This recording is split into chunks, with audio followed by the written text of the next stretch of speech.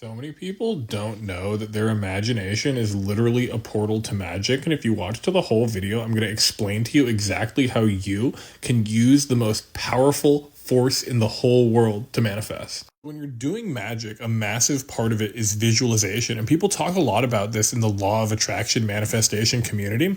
But if you allow yourself to really incorporate a shamanic perspective, you're going to realize how it can go so much deeper than just visualizing your desired reality. Because humans only see 1% of the visible light spectrum, which means there's another 99% of things that are going on in the universe that we're simply not aware of. Now, shamans, mages, magical people, they train themselves using their pineal gland to be more aware of these other phenomena than just the physical light spectrum. So when you're imagining things, you're training your third eye to be able to pick up on these other currents of light and clarify to the subtle forces how you want your reality to take place. So to interface in the world shamanically, you can begin to imagine yourself working with deities and picturing them.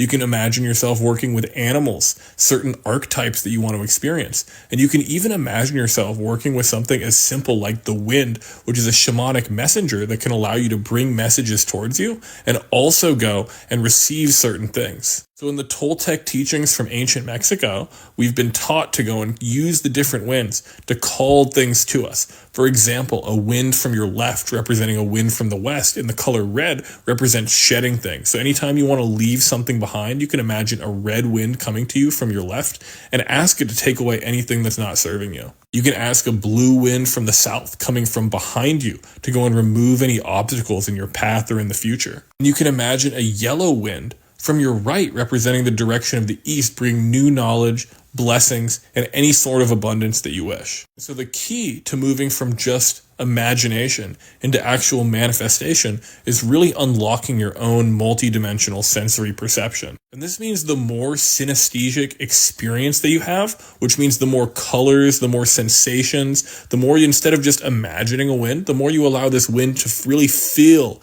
in your body. The more you imagine yourself to hear this wind, the more you imagine how this wind smells. This means you're actually translating it down into the dimensions and commanding it to manifest. So you can do this with literally anything from an animal to a deity to whatever you want. But the winds are a great place to start, not only because they're powerful, but also because they're very easy to feel multidimensionally. So comment wins if this has been a helpful transmission for you and you're going to use the powers of your multidimensional imagination to start to create your own reality, and follow for more. Aloha.